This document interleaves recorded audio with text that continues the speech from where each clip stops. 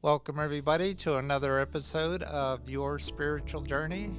This is Dr. Bob, and this is the space and the place where we talk about things important to your soul and help provide you with tools to maintain your peace during times of chaos and confusion. So today's guest is Sheila Forester. She's someone I met at the Body Mind Soul Expo at the Monroeville Convention Center a few months back. And I found that what she had to say was just fascinating. So I think you'll be fascinated too. Sheila Forester is a dedicated volunteer with Share International. She's known for her insightful talks and written articles on the emergence of Maitreya, the world teacher, and the masters of wisdom. With a profound sense of optimism, Sheila believes we are at the dawn of a new era of awareness. And I believe that along with her, by the way. It's brimming with opportunities for personal growth, enlightenment, and global cooperation and peace through the sharing of world's resources. Sheila is a longtime student of esoteric philosophy, which emphasizes the evolution of the soul and the pursuit of enlightenment through practices such as meditation, which Sheila believes is foundational for those on the spiritual path. Since 1990, she has been a cornerstone of transmission meditation in Pittsburgh, and she coordinates this group service practice throughout the Midwest. She also teaches ongoing classes on the fundamentals of meditation, inspiring many on their spiritual journeys. There's going to be a lot to digest here, so audience, be ready for quite a ride. Sheila, I'd like to start just with your personal story from your childhood spiritual experience to where you are today, and then we'll get into some of this stuff that you're working on now. Okay? Absolutely. First, I want to thank you, Bob, so much. It's a pleasure to see you again. As you said, we saw one another in the spring at the Body Mind Spirit Expo, and so I'm delighted to be welcomed into your work. Childhood, let me think here. I grew up in Akron, Ohio. My dad he molded tires at a rubber factory. My mom was a stay-at-home mom. And as a young child, I had what I would call today some spiritual experiences. We were fortunate enough to have a beautiful little wooded area behind our house. And in the summertime, I would often go there alone and lie on the ground and become very connected to the trees, to the birds singing, to the sound of the water in the brook. I mean, there was just this really deep sense of kind of interconnectedness with nature. And also for a period of time, when I would go to bed as a young child, I wouldn't go to sleep right away. I would become very still and suddenly find myself surrounded by just brilliant white light, which seemed to be coming from inside of me. I also had a few out of body experiences, which I did not like. I couldn't understand why I would wake up and find myself hovering over my bed, looking at my body. And but I think those type of experiences aren't uncommon for children. I think children are very close to the spirit world. And we weren't raised in a religious environment at all. My parents didn't talk about God. We never prayed over meals. But my mom, for a very brief period of time, took us to church, the kids to church. She felt that was her duty to introduce us to Christianity. And so we did go for a brief period of time. And I remember leaving the church just feeling very frightened of God. The whole idea of him sitting in judgment over me and the possibility of eternal condemnation. I mean, as a little kid, I thought, if that's God, I just don't want any part of that. And so I didn't. I didn't have a relationship with God. And it wasn't until my early 30s that my perspective began to change. It was at the birth of my first baby. And my daughter, Laura, came. She arrived into the world about 10 weeks early. And she was so tiny. And I remember lying in the recovery room and the neonatal doctor coming in and informing me that Laura only had a 30% chance of surviving because she was so small and she had some complications. Of course, that was just devastating news for me. And as I said, I did not have a relationship with God, nor did I want one. But with the frightening prospect of possibly losing my baby, I think I did what any mother of no faith would do. I started to pray, and I prayed and I prayed. And for the months that Laura lay in the hospital fighting for her life, I would visit her daily. And before I would leave, I would stop at the hospital chapel and pray to God. And while the pleading began, it was, God, please save my little girl. I will do anything that you ask of me. I will go back to church. I remember telling God that I will be the best Sunday school teacher you have ever had. And as I was saying that, I knew in my heart, oh my God, I don't want to go back to church. I was so afraid to do that, but I was so desperate. But long story short, this has a really good ending. Laura indeed survived, and today she's just the joy of my life. She is a beautiful woman inside and out. But I look back at that time, her birth, and I see that as a pivotal moment in my awakening to my spiritual journey. I mean, she was, as they say, my divine wake-up call. And it's so interesting when I look back at that and throughout my life, often crisis, suffering, challenges have within them the seeds of change for us, the possibility for growth. I mean, whether they're a personal challenge or a collective challenge, there's nothing like a crisis that will literally bring you to your knees and have you looking for something greater than yourself. And that's what that did for me. So that was really the pivotal moment of my waking up to the spiritual journey.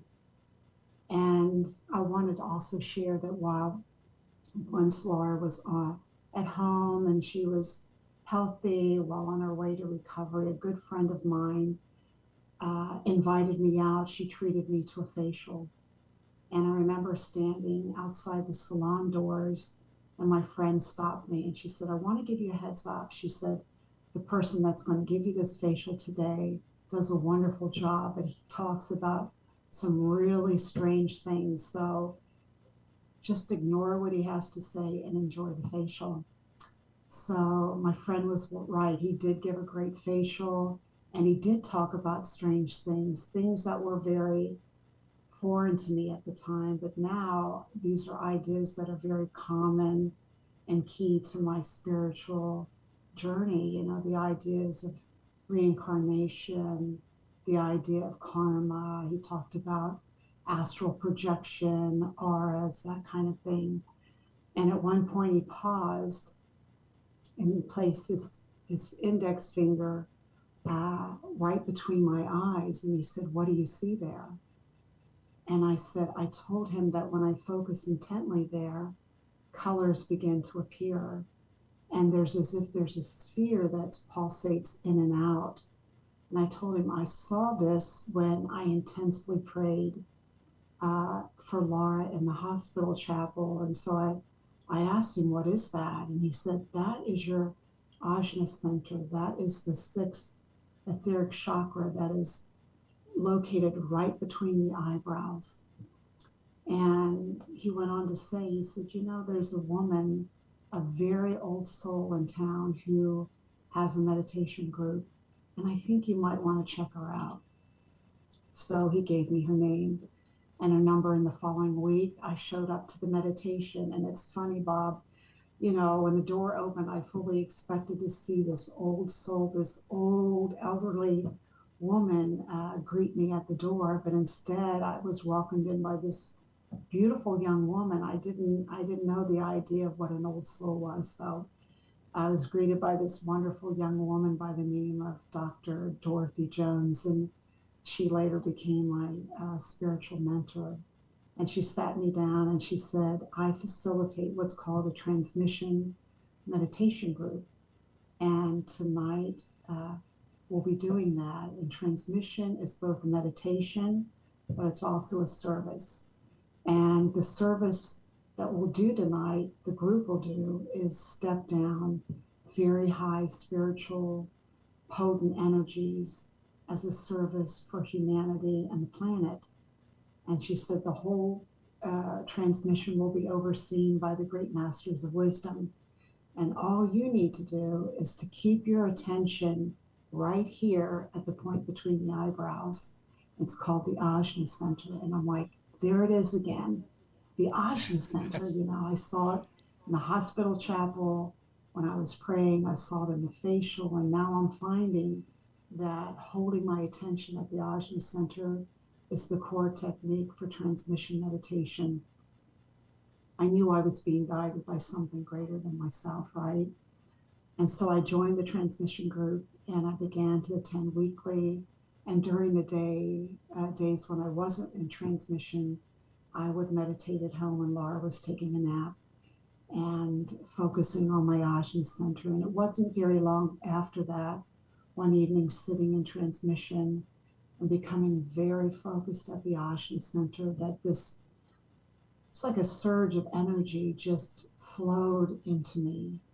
Uh, it was so intense. I mean, it was so beautiful, but it was so intense that I found my head lifting up towards the ceiling and my hands just spreading apart involuntarily. And after the transmission was over and the group was leaving to go home, I walked outside and I looked at the night sky and I thought, God, I think this is where you want me to be. I don't think you want me to go back to church. And that was in the mid 80s. And I've been doing transmission meditation ever since. In 1990, we moved to Pittsburgh and I started a group here. And we now have I'm delighted to say that it's been almost 35 years now. The group continues to meet every week. And we also have two small sister transmission groups in Pittsburgh. And I help to coordinate transmission in 10 states in the Midwest region. So suffice it to say, I'm a huge fan of transmission meditation and its core to my spiritual journey. Yeah. It's for our audience. Would you spell the name of this center? Yes, it's Ajna Center, Ajne, Ajna Center. And they can Google that and they'll find probably the whole idea of our having an etheric body. And within the etheric body, we have 7 major centers, chakras. The first one starting at the base of the spine, and this last one at the top of the head. Then we have a lot of minor chakras, and that etheric body sustains the physical bodies, where the energy flows in and out, and in a sense keeps us alive. So it's called the Ajna Center. Mm-hmm. So yes, I'm familiar with the chakras, but that term for that center was new to me. Okay. So, you know, I believe meditation in general, to my mind, is foundational on the spiritual path, because meditation is a way to make contact with the soul, the higher self, that God immanent within. And so I offer classes, free classes on a regular basis on meditation to people who are interested in it and willing to get started. So it's pretty much just an introduction to what it is, what meditation is, the benefits, obstacles getting started, some basic techniques. So, um, yeah, so meditation's a good thing. Term transmission meditation. Uh, is that because there's something that you are transmitting, or are you receiving a transmission, or Hmm. is it both? It's really receiving a transmission. Let me maybe basically say what transmission meditation is. It is, again, both a meditation and a service where three or more people come together to step down very high spiritual energies as a way to help the world. And the energies are transmitted by what are called the masters of wisdom. And masters of wisdom are known by a lot of different names. They're referred to as our elder brothers, the great Mahatmas, the lords of compassion. Some people refer to them as the ascended masters. These are human souls who, just like us, are traveling the spiritual journey on the planet. But the difference between the masters and at least myself is that the masters have reached the end of the spiritual journey. They have learned everything there is to learn on this planet. They have experienced every joy, every sorrow, every pain, and have balanced all of their karma and have become what we would call enlightened, perfected human souls, fully realized souls. And many of these masters, our elder brothers, decide to live, stay on the planet to guide and inspire humanity, the rest of us, because what's so hopeful to me is that what they've achieved in enlightenment and perfection lies as the goal for each and every one of us, maybe in a very distant lifetime or not so distant lifetime, but we all will become perfected human souls at one point or another. So this Yeah. journey is a multi-incarnational one. At least that's my experience. And the masters, what we do in transmission meditation is before the transmission, the group sounds what's called the Great Invocation. The Great Invocation is this powerful invocation that basically says, let light and love and power restore the plan on earth. The invocation was written in a way that it works with the law of invocation, evocation, which basically means when we invoke, there's always an evocative response from on high. And so when we sound the great invocation and hold our attention at the Ajna Center, it signals to the masters, these great enlightened beings, that there's a group there on the physical plane wanting to step down these spiritual energies, and they tune into the group. They don't tune into our thoughts. They don't give us messages or guidance. We set that all aside for another time. But they tune into the etheric body of all of the group members, and they can tell where we are on the spiritual journey by the condition, by the state of our chakras, how bright they are, how much energy and light is flowing through, how fast the chakras are spinning. And so the masters know at any given transmission exactly how much of this very high vibrational energy any group member can take.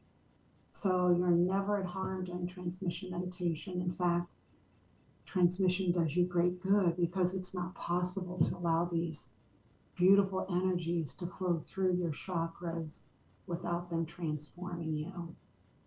And these energies come from a lot of different sources, planetary, extraplanetary, from the Great Bear. They're just beautiful energies of love and wisdom and synthesis. And we're told that these are energies that are so crucial in healing the world. And the masters are custodian of the divine plan for our planet. And that plan involves energies. And it's really, the more I'm on the spiritual path, I realize it's all about energies. And so these energies were given to understand that they were simply directed into the world by the masters. They would, for the most part, bounce off the bulk of us because of the rate of vibration, because they're so high. And that's the service of the transmission groups. We allow these high energies to flow through our chakras, and as they move through, in a scientific way, the masters do all of this for us. These energies are stepped down to a level that makes them more absorbable for more people. Once they're stepped down, the masters then redirect the energies out into the world where they are needed the most. It could be, we're told for the most part, these energies are often sent to the men and women, the millions of men and women in the world today who are working in every field of endeavor, whether it's political or the economic or the environment or religious, who are trying to make a difference in the world. These energies are being sent to them, whether they're consciously aware of them, of the energies or not. It's like we're giving them spiritual nourishment. And so it is a transmission of energy. Long story short, the masters transmit the energies, and we receive them and step them down, and then they redirect them out into the world. Uh, this this process then, is it different for each individual depending on their particular energy level, uh, or is it pretty much the same for everyone in the group? That's a good question, and it's interesting. And I think it is a diverse reaction for most people, because I think some people are more sensitive to the energies. I know I am. Right off the bat, I could experience the energies. I've heard people, say that they know they're focused up here, but they don't feel the energies as intensely. It depends really on how focused you are at the Ajna Center. That is the key. That's the main kind of transferring center where the energies flow through. And if you're not focused there, it's okay. The masters are very patient. If you're not in alignment at your Ajna Center, they'll wait till you are, and then you're back into the transmission. So, but I know most people who have given transmission meditation time and energy, they experience them. There's no doubt that they feel them at some level. It could be like a tingling at the forehead or maybe at the top of the head. Some people see the energies. Sometimes I see that etherically. I see them as we're sounding the great invocation. I see these flashes of light in my etheric vision. I didn't always, but because I've been doing it for so long, it's not like I'm anything special. I've just been given this a long time and effort. And some people hear the energies come through. So it depends on who they are. Right, right. Okay. Okay, so that's one piece of what you do, uh, but you see yourself and define yourself as a dedicated volunteer with Share International. So, Yeah. what does that mean, and what is the volunteer work that you do with them? Thank you. I study what's called the Esoteric Philosophy, and we can talk about that maybe later if we have time. But according to this philosophy, two of the great royal roads that lead us towards enlightenment are meditation and also service. And I used to think service was working in a soup kitchen, and I did that for a decade. But my understanding of service is much broader than that today. The teachings tell us that service is any action given impulse by the soul, any action given impulse by our higher self. And that could be anything. It could be working in a soup kitchen, but it could be working in any of the fields of human endeavor at work. It could be a loving look in the eye to someone else. It could be bringing dinner over to a friend that's not well, whatever. Service can be so much. But for me, I guess most of my service activity is with Share International. And Share International is a nonprofit educational organization that was founded by a man. His name was Benjamin Creme. And Benjamin Creme, for, gosh, over 4 decades, I believe, traveled the globe giving free lectures, radio and television interviews about the emergence of the world teacher, Maitreya, and the Masters of Wisdom. He also was the chief editor for Share International magazine. That's a wonderful magazine. It's a monthly publication. Talks about, offering a spiritual perspective on what's going on in the world. He passed in 2016, and the Share International Network, which is about, I would say, about 3,000 people all around the world, all volunteers. We continue the work that Benjamin Creme began, telling the public about this extraordinary event, about the emergence. And we do this in a number of ways by, for example, we write, some of our copywriters write articles that are published in holistic publications and newspapers. We place online and print ads. We give free lectures in public venues. We staff tables and booths at various fairs and expos. And that is how I had the good fortune to meet you, Bob, is at an expo. So that's basically what Share International is. Worldwide volunteer of people who've responded inwardly to this story about the world teacher and are very happy to share that with other people. So in your bio, it says that you're very optimistic about global cooperation and peace through the sharing of the world's resources. And I get the sense, and I guess I understand that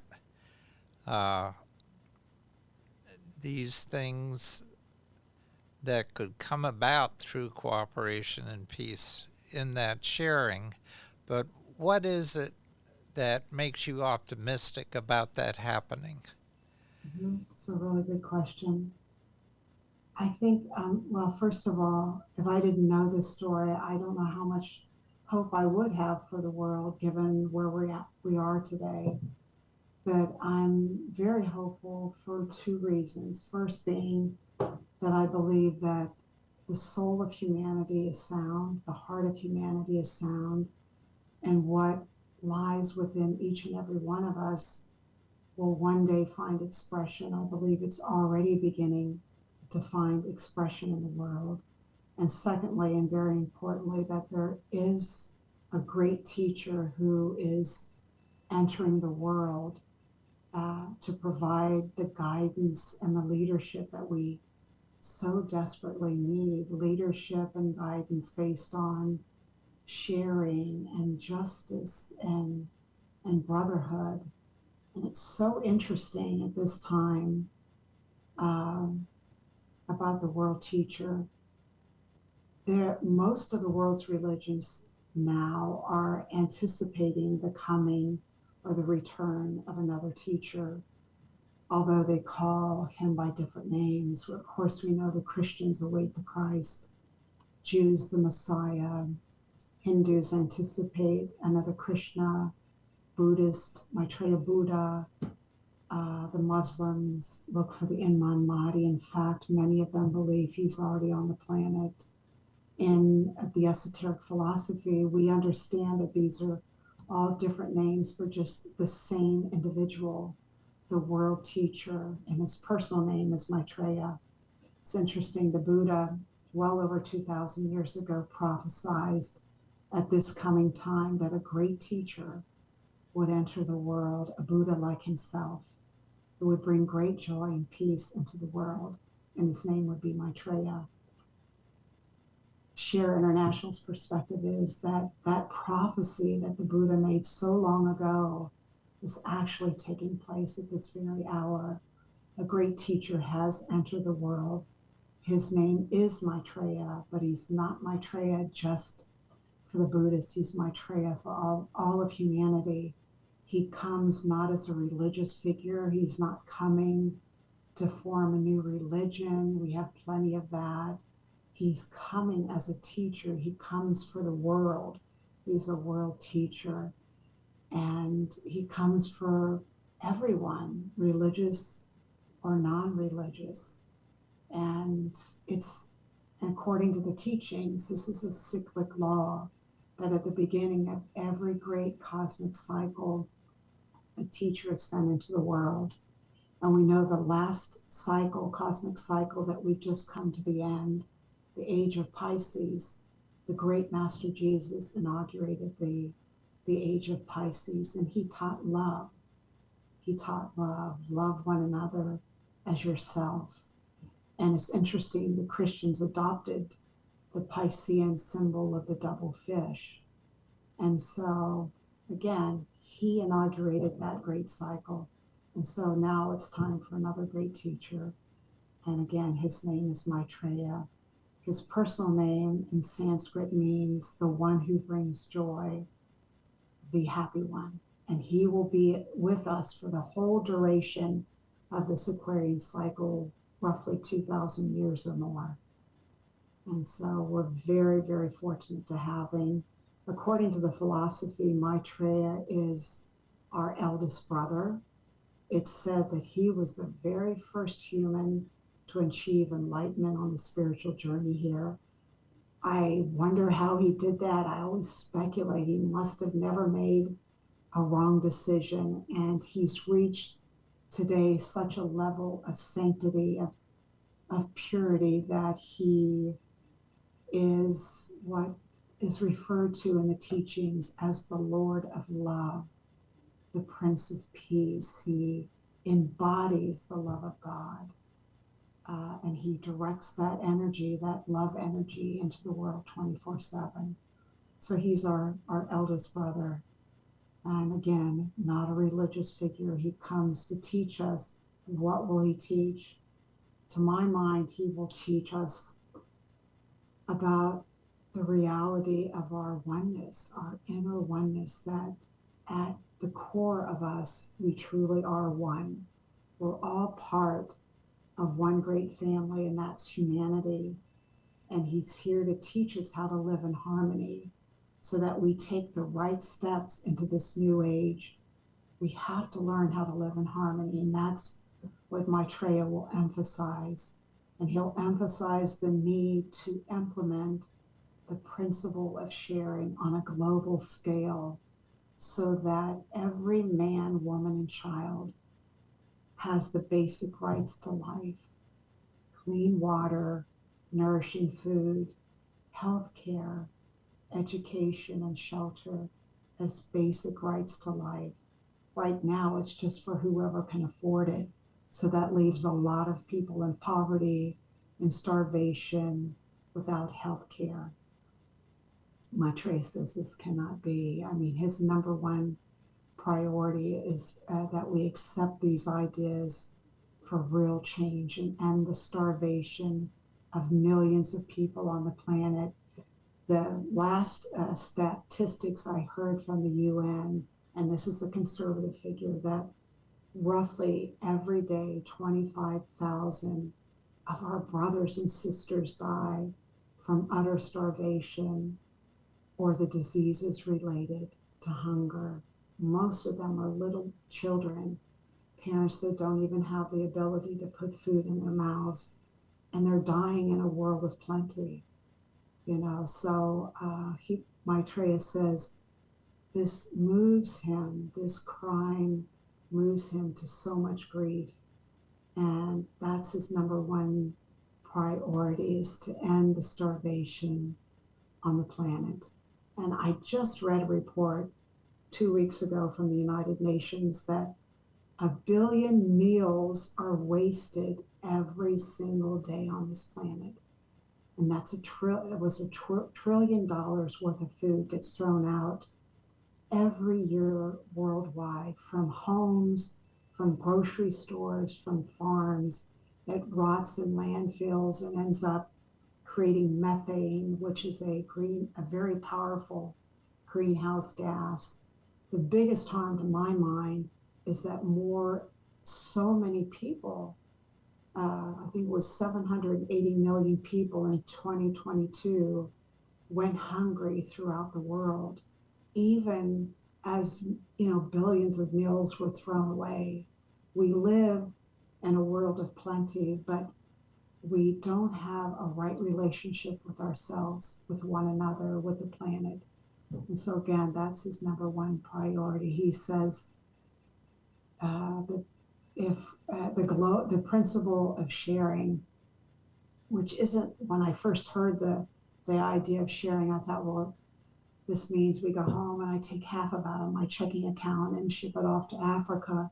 It's not that kind of sharing at all. It's more very simply the idea of a global bartering system where each nation comes together and it takes inventory of what it has, the natural resources, the food, the technology, and it determines what of those resources its citizens need to live a good life. And if there's any excess, that goes into a pool so that other countries that don't have those resources can partake of it. So it's really that kind of a sharing. It's not like we have to sacrifice anything in order for our brothers and sisters to live. So I just see it as, a family. When I was growing up, there were 6 kids, and all of us always at dinner time we came to the table. It was never once where my parents would say, 3 of you aren't eating tonight. It's inconceivable to me that, we would come to the table. My parents would say, you're not going to eat this evening. And that's how I see it here. We're one human family. Every living creature has to eat. And so that's the number one priority of Maitreya. And you're optimistic about this happening. I'm optimistic happening because, getting back to my little story where I awakened because of a crisis in my life, what we see today, the suffering is so intense in the world. And it seems to me, and seems what I read in the philosophy, that suffering is a key element in our development, in our spiritual development. And we see crisis at every single field of endeavor, whether the political corruption, we have war today, Ukraine, the Middle East, Sudan, elsewhere, we have the global food shortages. A lot of that is resulting in the wars. We have senseless gun violence. We have addiction, depression, suicide at all time levels. We have this extreme imbalance between the haves and the have-nots, the ecological imbalance. I could go on and on. This tension, this suffering, I imagine, and I see that today, will bring us to our knees and have us looking for something greater than ourselves. I mean, they say, a diamond from that intense pressure creates a diamond. And I think that the suffering, we're on this burning ground, and I think it will awaken us to our spiritual selves. It'll put us firmly on the path if we're not already on there. So I'm very optimistic. I mean, I don't want to see any more suffering. My heart goes out to the people who suffer in the world, the strangers across the planet. You just have to turn on the news and you see it. But I believe the suffering will help awaken us to our own spiritual divinity, and the fact that we have Maitreya and the masters coming into the world that have, planetary consciousness. They know the solutions to all of our problems, and they will offer that to us. They will not tell us what to do. There's something that is said in the teachings that will happen. Currently, Maitreya is in the world. He's in one of the 5 spiritual centers on the planet. The 5 are London, New York City, Paris, Darjeeling, Tokyo, and I believe the other one is Geneva. And he's in London currently, in the world, incognito at the moment. He's not revealing who he is. He's been there since 1977, working 24/7, transmitting energy, love into the world. And at one point, there will be a window of opportunity when Maitreya will step forward and declare himself, but he's waiting. Uh, he's waiting to see if enough of humanity wants what he wants for the world, that we want to see ourselves as one, that we want justice in the world, that we want universal human rights for everyone, that we want brotherhood, we want to live in harmony. And I believe when enough people want what Maitreya advocates for the world, he will step forward and declare himself. It's called the Day of Declaration. And on that day, it's said that the major network satellites will be linked to Maitreya, and he will speak to the world. And this sounds so incredible, but I believe it will happen, that on that day, Maitreya will speak to everyone. If you're French, you will hear it in French. If you're English, you'll hear it in English. If you're American, you'll hear it in American. And he'll speak to everyone over the age of 14 and announce who he is. And we speculate what Maitreya will say, but I believe Maitreya will step forward and say I don't think he will say, I am the Imam Mahdi, I am the chosen one. I think that would be too divisive. I think he will announce himself as a brother of old who loves us so dearly and wants nothing but to help humanity take its next step forward on this spiritual journey, and that we've come to a crossroads on our journey, and we have a very important decision to make, a decision that will determine the future of the planet and the future of humanity. He will show where we're at today on this path. We've come so far, but today we are there's so much greed in the world, so much competition. We're killing for what we want. There's so much sense of the illusion of separation. We can continue down that path to our eventual demise, or there's a new direction in our spiritual journey.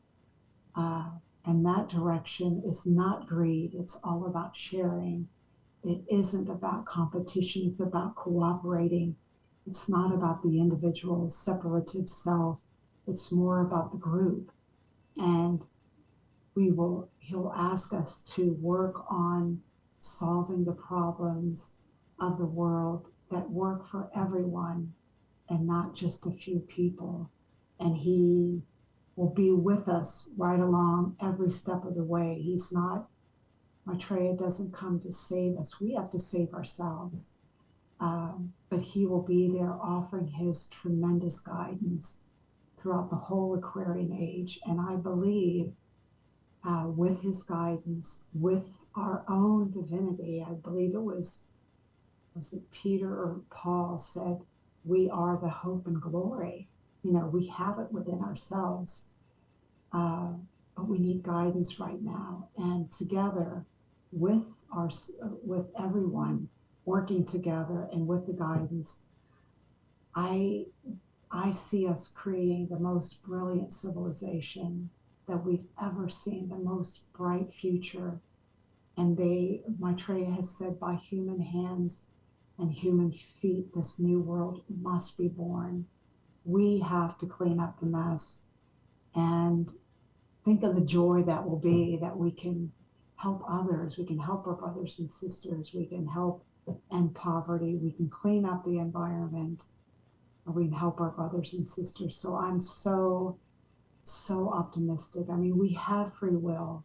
The masters Maitreya would never infringe that.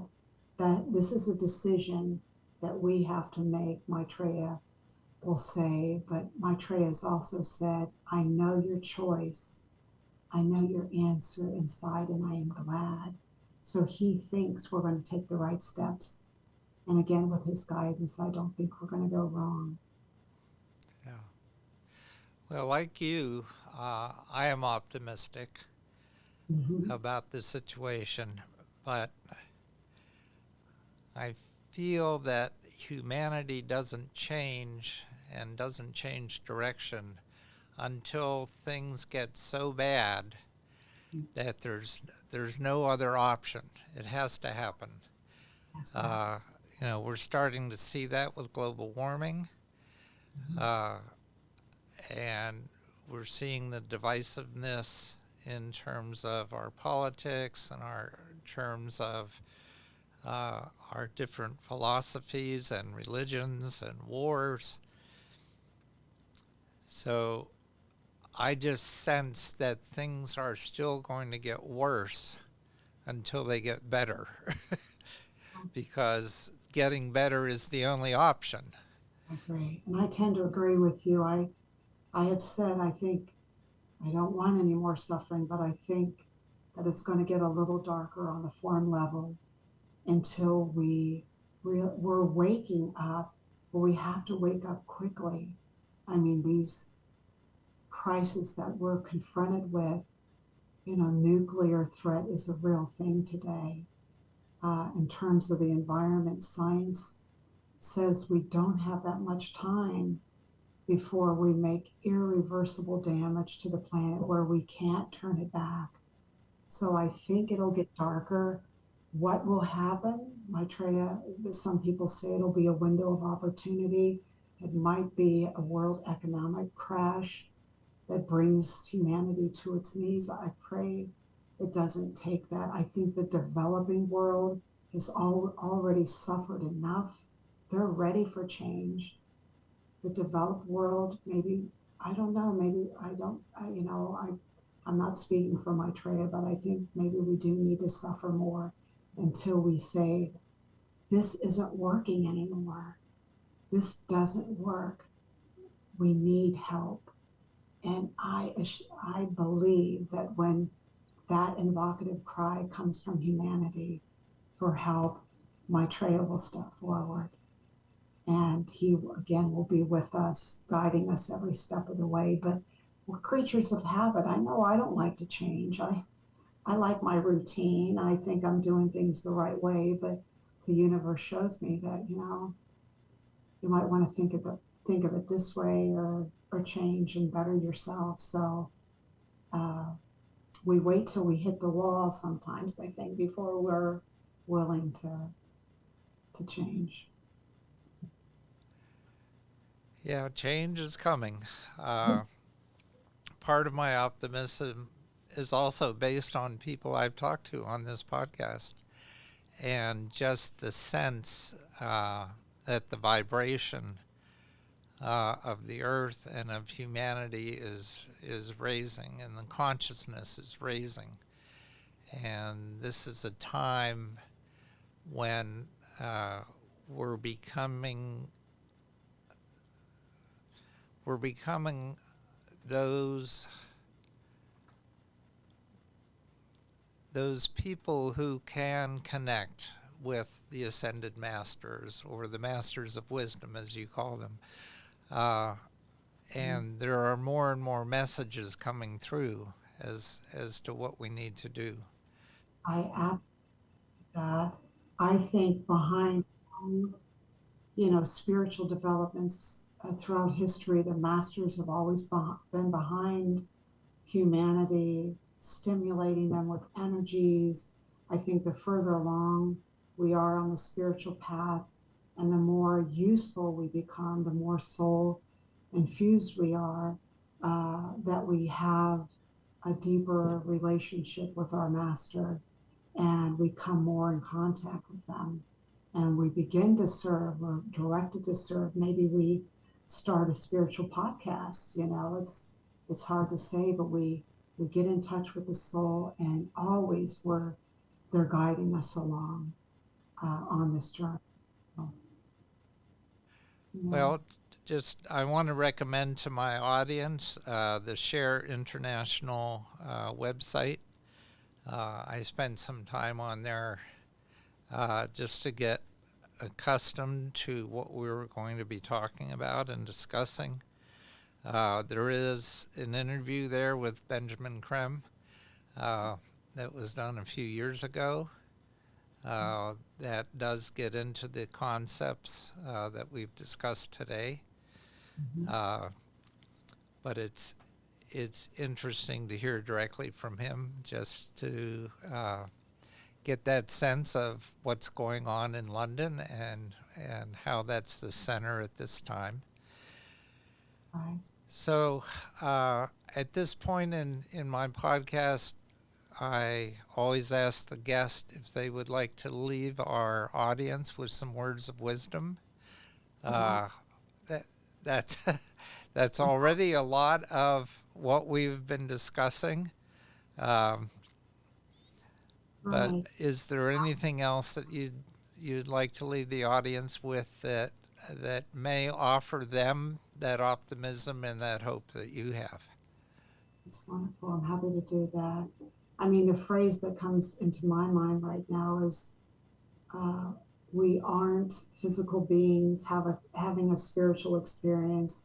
It's just the other way around. We are these divine spiritual beings, souls in incarnation. We're having a physical incarnation, and we're here to learn, to evolve to the point where we're able to love more fully ourselves and other people. And I would say just to know that you're never bereft of spiritual teaching or guidance. It's always there. And sometimes that guidance, I remember when I first started, about the Ajna Center, the guidance sometimes can be subtle, and just be open to it, and let your heart kind of lead the way. And of course, meditation is, I would just highly recommend, and just know that you matter and that you're here for a purpose. And once you get in touch with your heart, your soul will guide you to whatever that purpose might be. Well, okay, thank you so much, Sheila.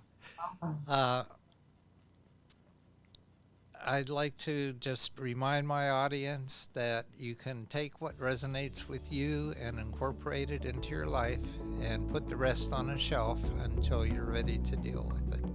Absolutely. And until next time, this has been your spiritual journey.